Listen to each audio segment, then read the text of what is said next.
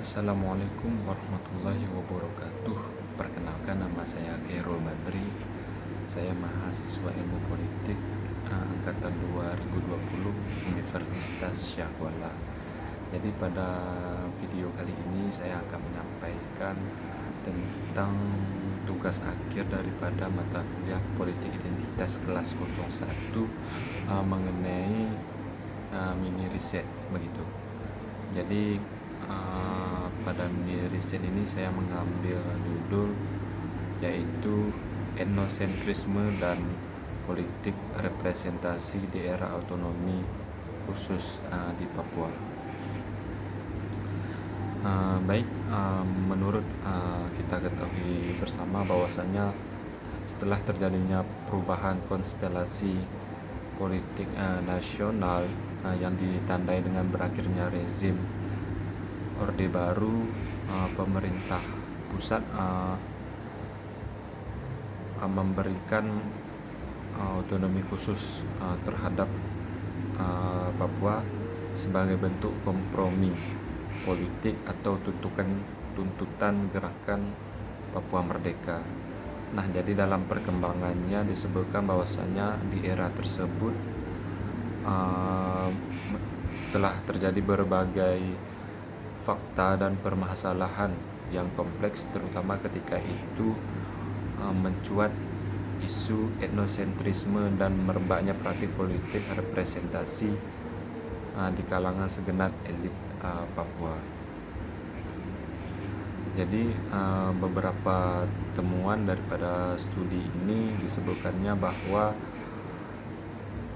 etnosentrisme ini masih menganut di Papua. Praktik tersebut berlangsung dalam dinamika politik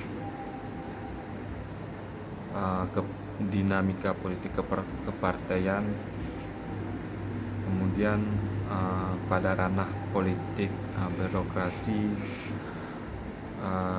terutama pada event pilkada begitu.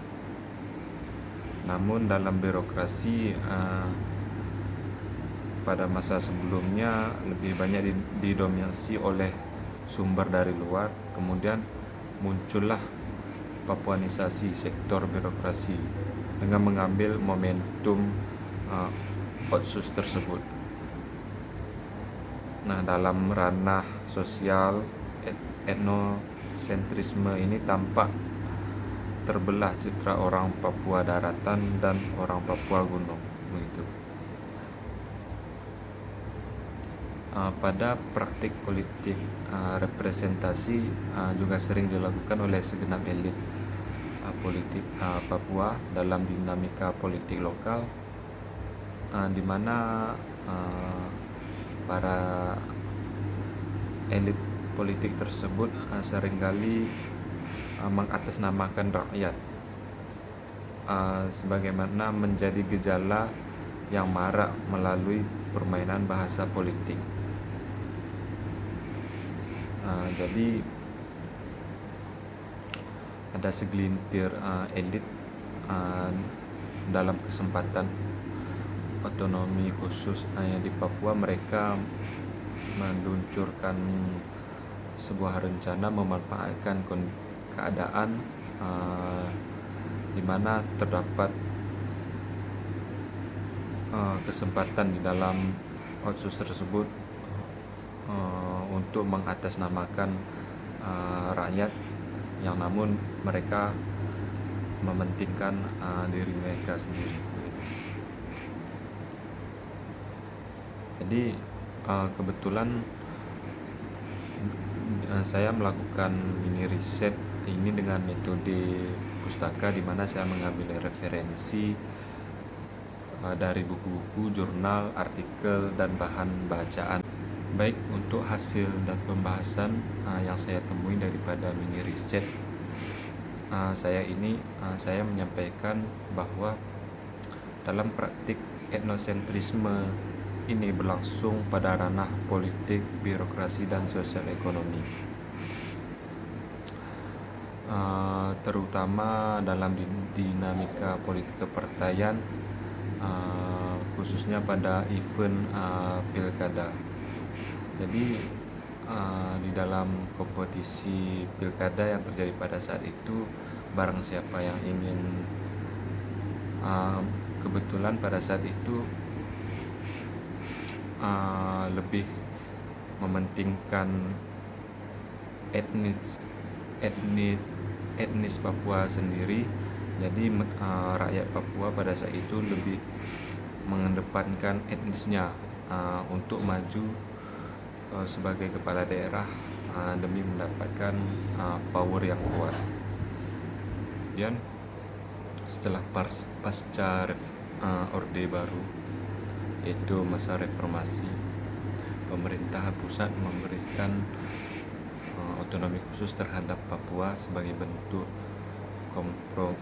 kompromi ataupun gugatan daripada Papua Merdeka, yang bisa diartikan sebagai khusus ini sebagai ajang perubahan terhadap daerah Papua itu sendiri.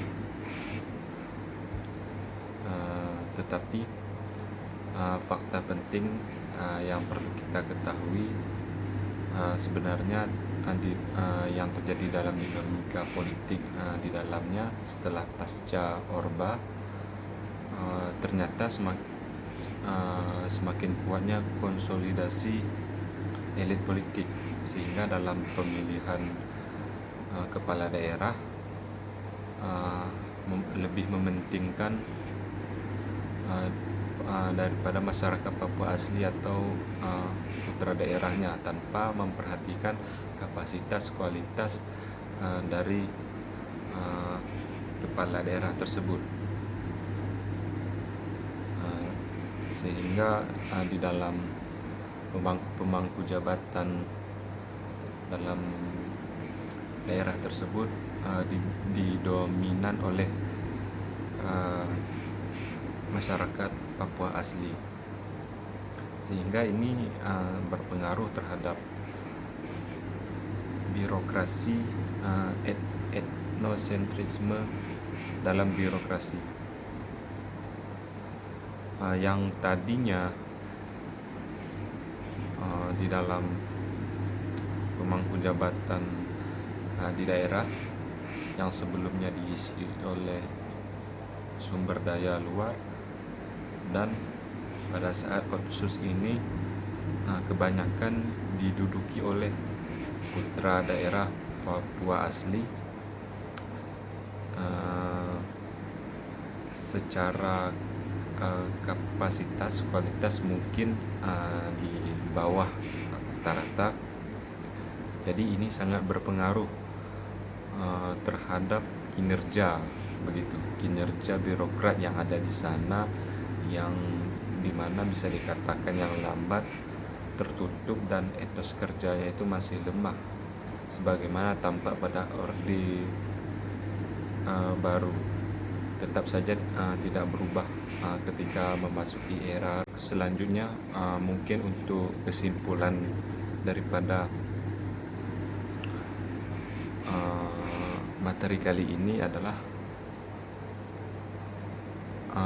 isu etnosentrisme ini sangat begitu marak dalam dinamika politik di Papua. Meskipun isu etnis ini terasa sensitif dan banyak yang menentangnya, tetapi mau tidak mau tidak bisa dihindarkan.